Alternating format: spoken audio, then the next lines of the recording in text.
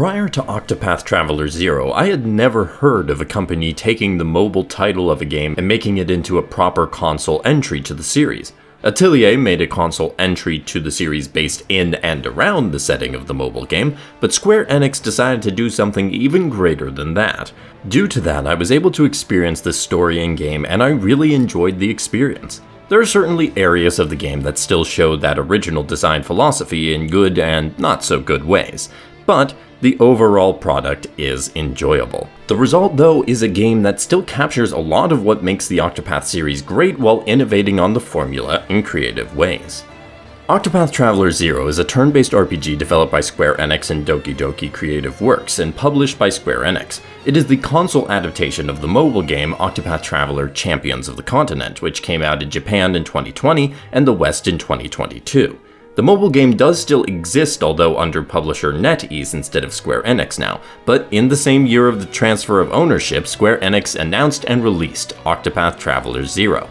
The game incorporated several of the stories as well as certain mechanics while taking away the gacha method of getting characters, streamlining it for the console experience, and adding some more story moments or even entire main story quests to the game. Octopath Traveler 0 released for PS4, PS5, Xbox Series, Switch, Switch 2, and PC on December 4th, 2025. The game got good reviews with particular emphasis put on the improvement in the story quality for Octopath Traveler 0 versus the first two games. The combat changes also had some people happy and others not. Overall though, Octopath Traveler 0 seemed to resonate with fans of the series and offered new avenues for people to enjoy. There are currently no exact sales figures, but shortly after the release of Octopath 0, Square Enix announced that the series had sold over 6 million copies across the three games. It doesn't appear to have hit 1 million sales like Octopath Traveler 2 did, let alone the 3 million of Octopath 1, but it seems to have done reasonably well. In Octopath Traveler 0, you play as a piece of cardboard. I mean a character who you create. After creating them, you get a chance to meet your friends and family in the town of Wishvale before three villains team up to bring it all crashing down around you. After you escape and then return, your mission is twofold. 1.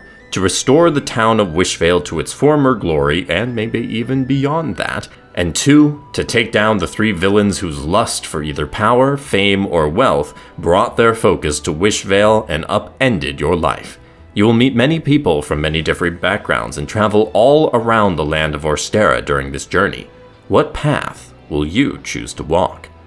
Octopath Traveler 0 differs in story structure from the other entries in the series. Instead of having 8 characters whose mostly unconnected stories you follow, the plot is instead driven by the villains of this story.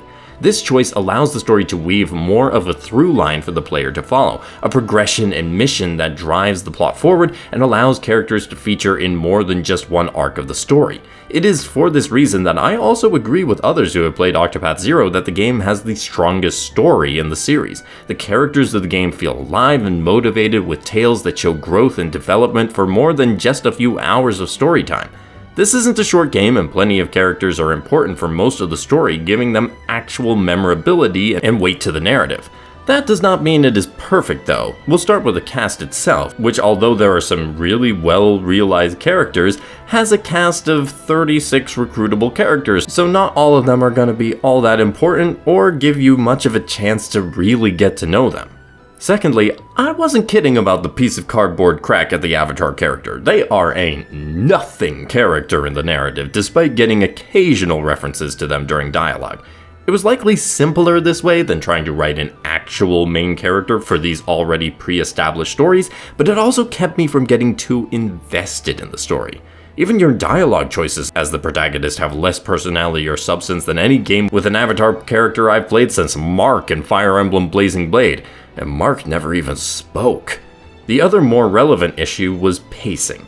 The brisk early pacing made the game an easy to pick up and play experience, but by the late game the chapters started dragging out and it felt like a slog getting through the final section of the game. I didn't expect it to stay light and breezy the whole way through, but the final section of the game had more chapters than any previous section, and it felt burdensome during a period when I was hoping to feel excitement for how the story would finish. The adventure feels grand, but I think it would have been grander with a little more focus on streamlining the ending of the game. As for gameplay, there are a few differences between Octopath Zero and the formula of the first two games. What remains the same, though, is that each enemy has a set of weaknesses to exploit that take down their shield. Once it is hit 0, the enemy enters a break state for one full turn after the break and is extremely vulnerable during that time. Your party has boost points that allow you to either break down enemies quickly or damage them significantly when they are broken.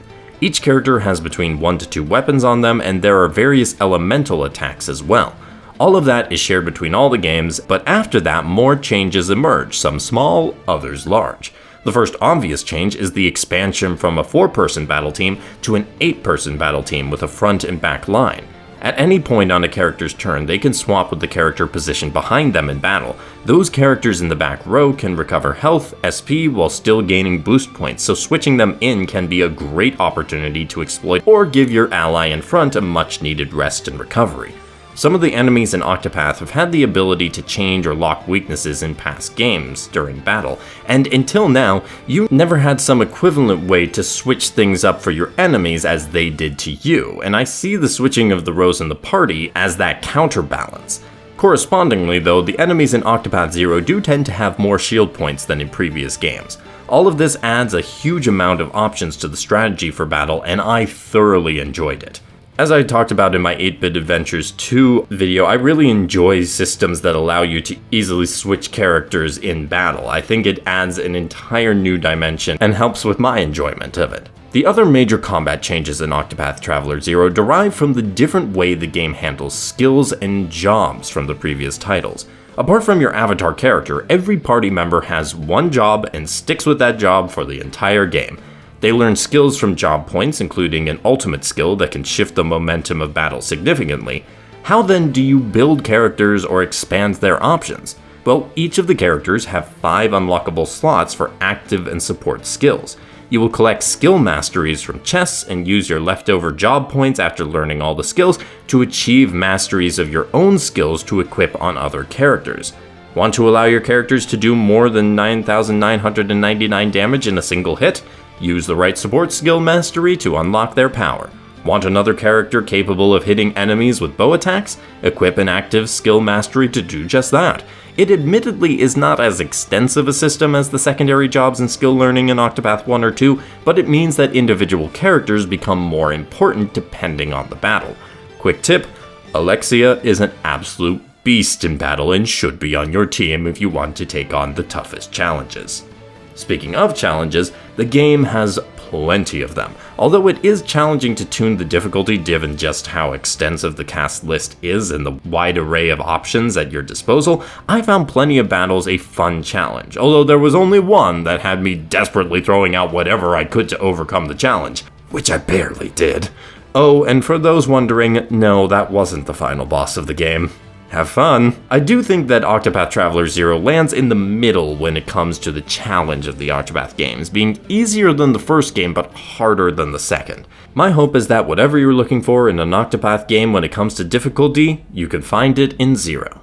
As with the prior games in the series, Octopath Traveler 0 returns path actions, but instead of them being locked to a particular character or changing with the day-night cycle, the only character that can perform path actions is your player character. The difference then depends on the characters you are interacting with.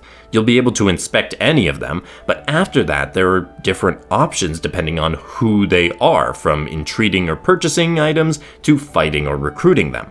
The only new path action that you will encounter for 0 is inviting people to Wishvale. Certain characters will be allowed to come to Wishvale and live in your growing town, and doing so will net you rewards depending on who that person is. They could offer money, battle items, ingredients, boosts to particular buildings, or more. The town building aspect does add a new dimension to the game. It keeps you looking out for materials that can be used to build new buildings and allows for other new additions, from cooking to a coliseum to compete at.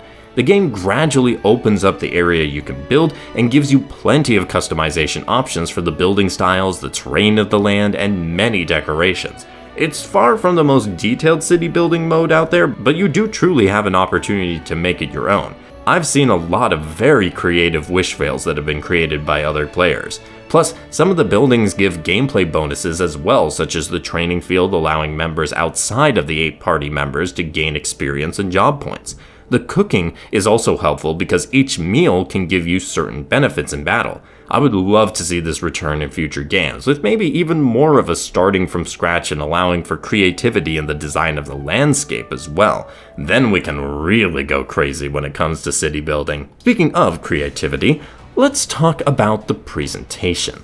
The HD 2D style remains solid, although it does not have much in the way of improvements in the system from what I've seen. The pixel art is good, there are some gorgeous still image drawings later on in the game, but I do think that those demonstrate one of the limitations of the HD 2D style, as it prevents having extremely detailed, eye-catching dynamic moments, which is what they were trying to capture with those still image drawings. Octopath Zero reuses a lot of assets, settings, and music from Octopath 1, which makes sense since it is set in the same land. What this game does show, though, is that the developers can reuse their assets effectively and sprinkle in some truly great original concepts and ideas.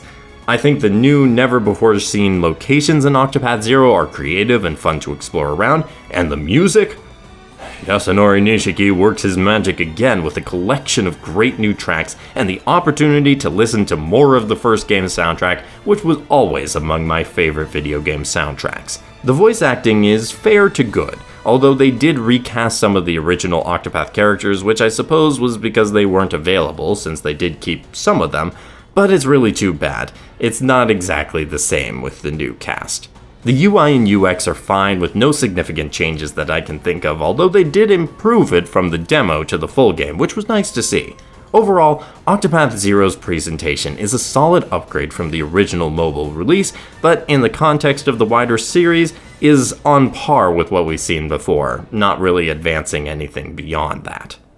Octopath Traveler 0 is very much a game for those who love the series, but are also willing to try out a game with some twists to the formula. That can be whole new game modes, such as rebuilding Wishvale. It can be the narrative, which is more focused and compelling, or the fun 8-person battles. These changes were thoughtfully added and make for a fun game that by all rights probably shouldn't exist given its origins, but I'm glad it does. I look forward to seeing how the series evolves and what may be taken from this entry for future ones, and I thank you all for listening to my thoughts on the game. Thank you to Square Enix for the coverage code. If you enjoyed, please leave the video a like, comment below your thoughts, and subscribe to keep up with the channel. I hope you all have a great day, and happy gaming.